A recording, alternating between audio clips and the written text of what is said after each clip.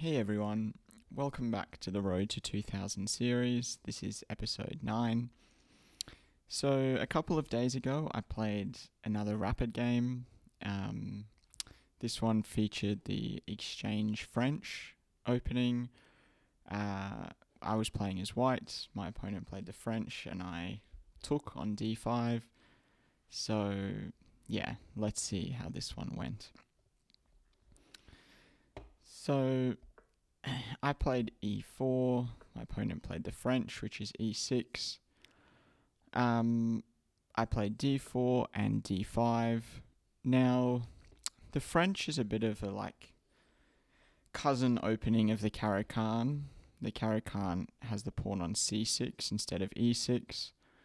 And I think how I understand it is both openings are trying to fight for the center with d5, but they want that d5 pawn to be supported by another pawn so that if white takes, they can take back with a pawn.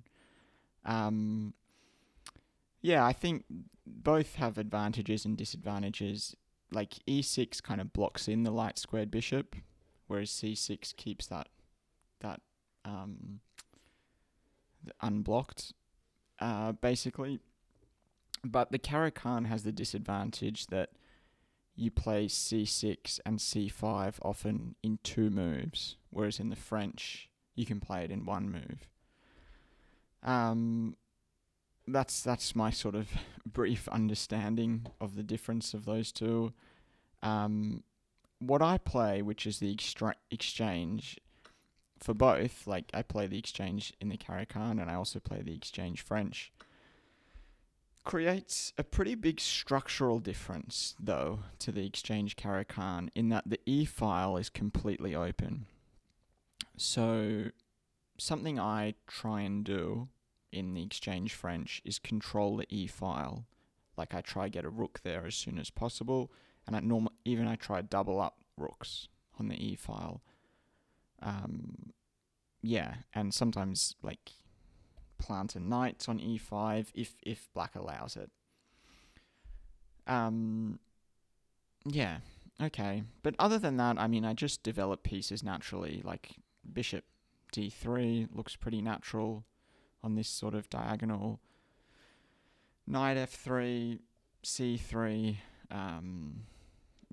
that sort of thing. I don't have too much of an advanced understanding. I think I just try to develop my pieces and put the rooks on the e-file. Okay, so I start with bishop d3. My opponent plays this knight c6 move, which, looks a little odd. Conventional wisdom says that the c and d pawns go together really well. So often you want to either play c6 or c5. C5 would be aggressive, and white doesn't have to take, but if they take, black's sort of left with this isolated queen's pawn, which can be a weakness, but also black can play around that, and try to be aggressive. And then c6 is super solid, and this is really tough to break. So normally when you have a pawn on d5, from what I understand, you want to put your knight. You don't want to block this pawn push with the knight. So anyway, it looks a little bit funny. I'm sure it's been played before and is not too bad, but the knight attacked that pawn, so I played c3, and this is a super solid structure, which I really like having. Bishop d6, a sort of nice looking developing move. I play knight f3, and now my opponent plays queen f6, which it looks a little bit more unnatural than knight f6, but I think the idea is to play bishop f5 and to trade off my light squared bishop, which is one of my strongest like minor, which is probably my strongest minor piece. All my pawns, this sort of structure is on dark squares, so my light squared bishop is really good in this setup. So that makes sense. I did consider bishop g5 here, which I think in hindsight could have been a good move. The engine likes bishop g5 and castling, which is what I played. The idea of this is just that, all these three squares are covered. So the queen has to go back or give some sort of check. Okay, and then the engine wants coming back to bishop e3. So that looks pretty, not hugely, not a lot of consequences there. Okay, so, sorry, after queen f6, I castled. My opponent played h6 to stop that bishop g5 idea, and I played rook e1 check. Just getting a rook to the e file. It sort of comes with tempo, a check, but I guess black wants to bring the knight out anyway, so it's not a huge amount of tempo gained, if any. Black plays knight e7. I played queen b3, which is not a bad move, but not the best move. I think in this position, my plan is to play queen b3, bishop e3, knight b to d2, perhaps reroute the knight to f1 and then to one of these squares. Eventually drop the bishop back and then double up on the e file. So yeah, that's kind of the idea. I guess queen b3 also, it does put pressure on this pawn because the knight is pinned. So yeah, puts pressure on these two pawns. But it's very easy for black to just castle and get out of the pin. So now this pawn is defended again. Yeah, okay. And this position's very, very equal. Nothing significant has happened yet. Bishop e3, just a normal developing move. Rook b8 is perhaps a little bit passive, but I guess black wants to get the bishop out and wants this pawn to be defended when they do so that makes sense as well. Okay, I play knight b to d2. My opponent gets the bishop out, and yeah, even though this is my good bishop, I kind of have to trade it at this point.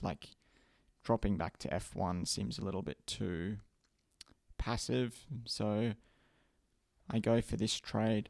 They can't take with the knight here because that would lose that pawn, so that's just something to note. They take with the queen. Okay, I play knight f1, looking to jump into one of these two squares. Rook f to e8 makes a lot of sense. I could play knight g3 now to hit the queen. This trade could happen, but I decide to double up on the e file first. I play rook e2. Black goes queen back to d7, and I bring the other rook to the e file, rook a to e1. Now, now black plays this knight f5 move. That does undefend this pawn, but this pawn on d5 is still defended via a tactic, because if I take it, then I'm going to lose my queen. So I actually played this kind of weird move, which I kind of like, even though it's probably not the best move. King h1, just very sort of simple, practical chess. I can't take this pawn because I'd run into the check, so let me move my king. It's a very logical move in my mind. So now this pawn is attacked again. and black moves the other knight back to defend it. Um, yeah, and I think this is sort of a mini win, perhaps, making black move the other knight back, and now I really feel like I'm dominating the e-file a little bit, especially when I move. So I now move my bishop back, which keeps hold of this bishop, and also uncorks my doubled rooks on the e-file. So, yeah, I'm quite liking this position, and now my opponent has a big think. So they go from 10 minutes down to 4 minutes, and while they were thinking, and then they play a5, while they were thinking, I noticed something about the position that looked off. And a5 doesn't address that thing that I noticed. So, yeah, this is a good pause the video moment if you want to have a go at it. Try pause the video and find what's wrong in black's position and what move white has that punishes it. So yeah, I'll give you a couple of seconds if you want to do that.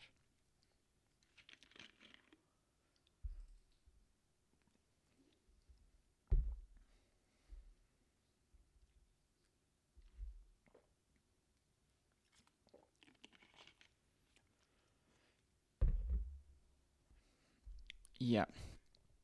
So basically, the idea is that this knight does not have many squares. And,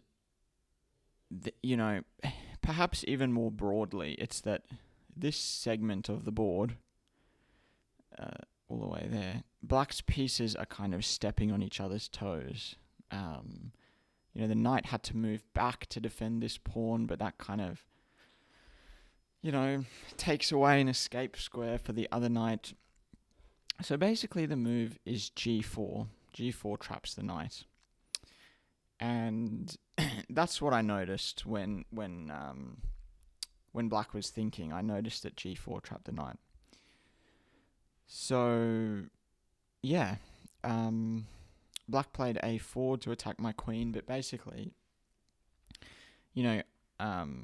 after I move my queen, this knight just has nowhere to go. Yeah, it goes to h4. I take it. Black takes my pawn on g4, and then I move my knight back to g2, and now pretty much I just have to hold on and trade pieces. So, yeah, black does try create a bit of a threat here by pushing this h-pawn. Very simple plan, trying to get the pawn down to h3 and, checkmate me. This knight is serving a really nice role of defending against checkmate. So, yeah, basically I come up with this plan to stop this pawn of playing queen d3, and then I can meet h4 with h3. Stopping the pawn from moving forward and attacking the queen, obviously. So, yeah, the queen moves back. I play bishop f4, forcing a trade of bishops. The bishop, can't go anywhere there, so it sort of has to trade. So we trade bishops. Black plays c6, which is, a move that made sense to me all the way back on move 4. Here, instead of knight c6, just to play c6, but yeah, that is played on move 25. I play queen f3, and black plays knight f5. I play queen g4 to pin the knight, and yeah, the game is pretty smooth from here. I play knight e3. This attacks the knight, and if the knight moves, black's going to lose the queen. So black tried to sort of sacrifice the exchange, give up the rook, but it was a pretty clean game from here. I noticed this sacrifice, which I went for on this move. I was getting a bit low on time. I actually thought that this sacrifice after takes,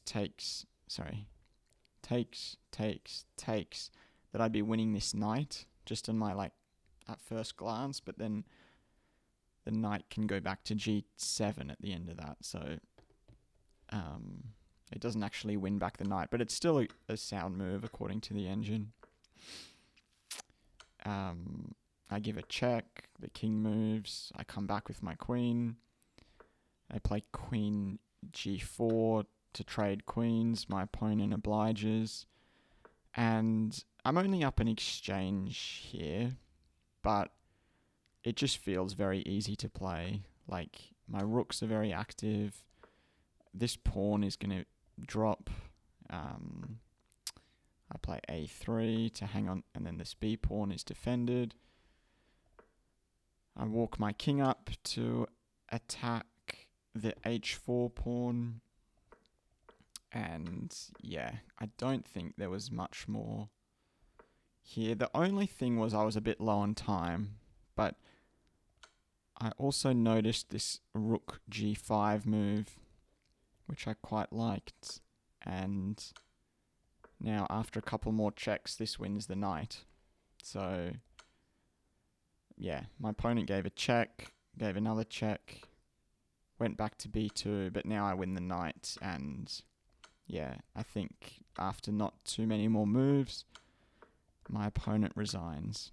Yep, there we go. So yeah, I was really happy with that game. I felt like I played well. I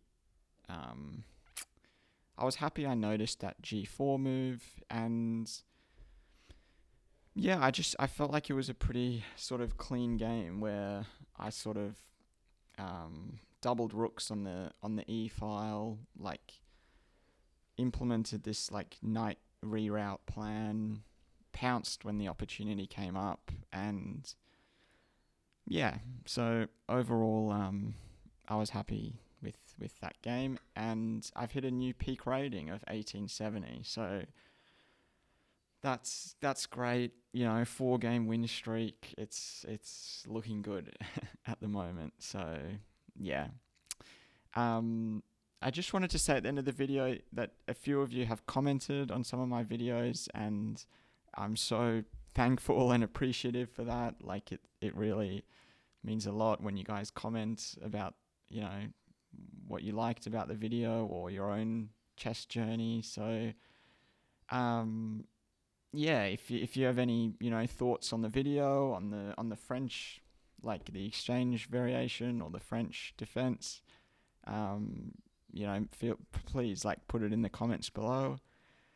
And yeah, any comments about your own chess journey, I'd love to hear them. So yeah, thanks everyone for watching this one, and I'll see you all next time.